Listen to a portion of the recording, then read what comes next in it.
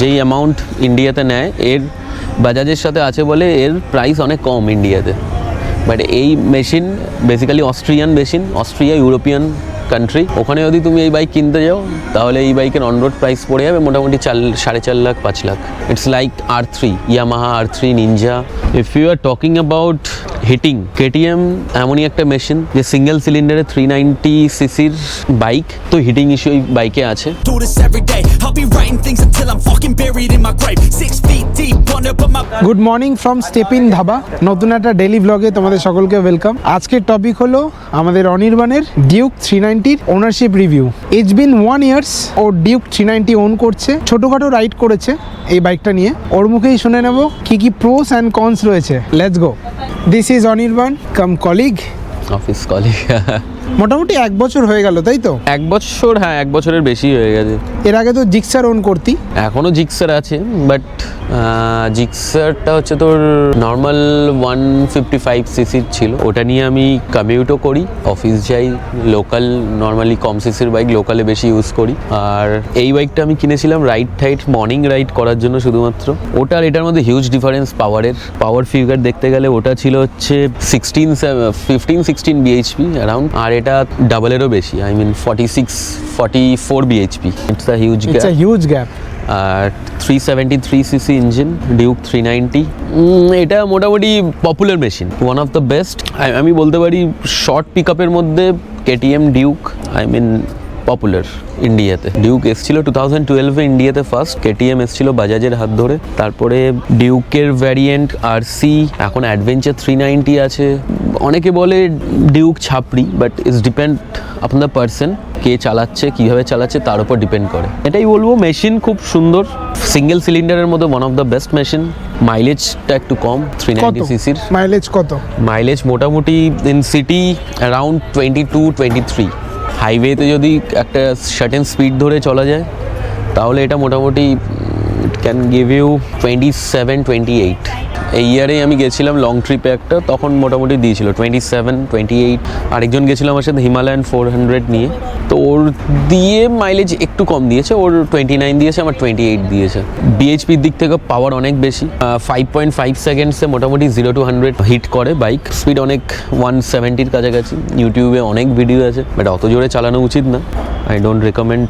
আর braking খুব ভালো, I mean punchy machine. একটা বাইক অনেক রকম বাইক হয়, ক্রুজার হয়, স্পোর্টস হয়। স্পোর্টস বাইকের মধ্যে one of the best engine as of now. অনেকে বলে এর ইঞ্জিন রিলায়েবিলিটি নিয়ে অনেকে কথা বলে এই বাইকের, বাট আমি এটা বলতে চাই ইন্ডিয়াতে প্রচুর বাইকার আছে যারা 390 সিসির এই বাইক নিয়ে অলমোস্ট 1 লাখ কিলোমিটার ক্রস করেছে। সবাই বলে জাপানিজ ইঞ্জিন বেস্ট, আমিও মানছি জাপানিজ ইঞ্জিনই আমার জিক্সার, কখনোই আমি খারাপ বলবো না। KTM ব্র্যান্ডটা এরকমই যে প্রচুর বাইকার আছে, কলকাতাতেও বেঙ্গল দিয়েও আছে যারা 1 লাখ কিলোমিটার ক্রস করেছে সেম ইঞ্জিন। ড্রিম চেজার বলে একজন ইউটিউবার আছে, ওরও 1 লাখের ওপরে চালানো, ওয়ার্ল্ড ট্রিপ পর্যন্ত করেছে। KTM now owned by totally Bajaj Motors, fully owned by Bajaj. আচ্ছা, রিসেন্ট নিউজ, এটা রিসেন্ট নিউজ, বাজাজ মোটরস পুরোটাই ওন করছে দ্য গ্লোবাল KTM-কেই। মেইনটেনেন্স কেমন হয়? বলতে গেলে মেইনটেনেন্স ডিপেন্ড অন কত কিলোমিটার রেগুলার রাইড করছিস বাইকটাকে নিয়ে, তার উপর ডিপেন্ড করছে। প্রচুর বেশি রাইড করা হয় তাহলে মেইনটেনেন্স তেমনিভাবেই হবে। নর্মালি বাজাজ ওন করছে, যা মেইনটেনেন্স খুব একটা হাই কস্ট বলবো না, ঠিকঠাক। বাজাজই এখানে পার্টস বানাচ্ছে। KTM always known for good quality. Quality is good, not like Japanese engine. Japanese motorcycle reliability আলাদাই, ওটার সাথে কম্পেয়ার হয় না, বাট ঠিক আছে। KTM মোটামুটি ঠিক আছে। যেই অ্যামাউন্ট ইন্ডিয়াতে নেয় এর বাজাজের সাথে আছে বলে এর প্রাইস অনেক কম ইন্ডিয়াতে। বাট এই machine basically Austrian machine, Austria European country. ওখানে যদি তুমি এই বাইক কিনতে যাও তাহলে এই বাইকের অন রোড প্রাইস পড়ে যাবে মোটামুটি 4.5 lakh 5 lakh. It's like R3, Yamaha R3 Ninja 300, এর কম্পারিজনে এই বাইকই পুরো আসে। ওগুলোর বাইকের প্রাইস ইন্ডিয়াতে অনেক বেশি, বাট এখানে এই বাইকের প্রাইস অনেক কম ইন্ডিয়াতে, just because Bajaj production. Pune চাকা নেই ওদের মেন হেড অফিস ইন্ডিয়াতে এখন। If you are talking about hitting, KTM এমনই একটা মেশিন যে সিঙ্গেল সিলিন্ডারে 390 সিসির বাইক, তো হিটিং ইস্যু এই বাইকে আছে। হিটিং এর দিক থেকে সিঙ্গেল সিলিন্ডার হাই কম্প্রেশন রেশিওর ইঞ্জিন পুরোপুরি। তুই যদি চালাস সিটিতে first second third gear continue করতে থাকিস ট্রাফিকের মধ্যে, দেন হিটিং ইস্যু, হিট প্রচন্ড হয়, পায়ে পুরো গরম লাগবে এখানে। তার জন্য কুলেন্ট পাওয়ার ভালো, রেডিয়েটার ফ্যানও রয়েছে এখানে। তুই যদি নর্মালি হাইওয়ে রাইড করিস, this is best for highway ride. Highway রাইডে কোনো প্রবলেম হবে না, ইজিলি ইঞ্জিন কুল করে দেয়। সিটিতে একটু প্রবলেম হতে পারে। টকিং অ্যাবাউট রেকমেন্ডেশনের দিক থেকে আমি বলবো রেকমেন্ড করাই যায়। এরকম মেশিন এই মুহূর্তে এই মডেলটা এখন আর নেই, এর নেক্সট মডেল বেরিয়ে গেছে জেনারেশন 3। দামে যেই জিনিস দিচ্ছে কেটিএম, কোনো কোম্পানি ট্র্যাম্প রয়েছে 400 রয়েছে, 400 স্ট্রিট 400 মেশিনটা খুব সুন্দর, আমার ওয়ান অফ মাই ফেভারিট। ট্র্যাম্পের বাইক এখন খুব মার্কেটে সেল হচ্ছে।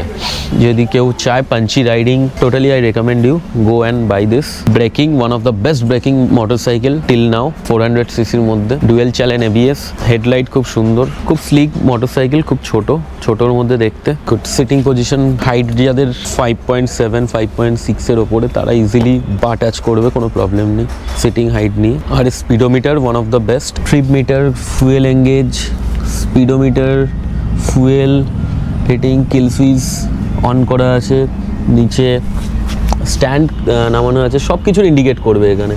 ইভেন এখানে ব্লুটুথও আছে, ব্লুটুথের সাথে কানেক্ট করা যায় ফোন। ব্লুটুথ কানেক্ট করলে কেউ ফোন করলে এখানে শো করবে ডিসপ্লেতে। এখানে মাল্টিপল সুইচ আছে, এখান থেকে কাটতেও পারবি তুই কল ব্লুটুথ কানেক্ট করে। প্রচুর ইনফরমেশন, ক্লাচ কেবল, অ্যাডজাস্টেবল ক্লাচ লিভার আছে এইদিকে।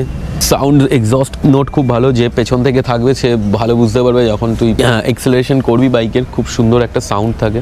It's known for short pick up basically. So এই ছিল আজকের টপিক। আমাদের অনির্বাণের ওনারশিপ রিভিউ নিলাম। ও 1 বছর ওন করছে, তেমন কোনো কোশ্চেন আমি করিনি, নিজে থেকেই বললো, যাই বললো মন থেকে কথা বললো, ভালো লাগলো, আমারও শুনতে ভালো লাগলো। আশা করি তোমরা যারা দেখলে বা শুনলে তাদেরও আই গেস ভালোই লেগেছে।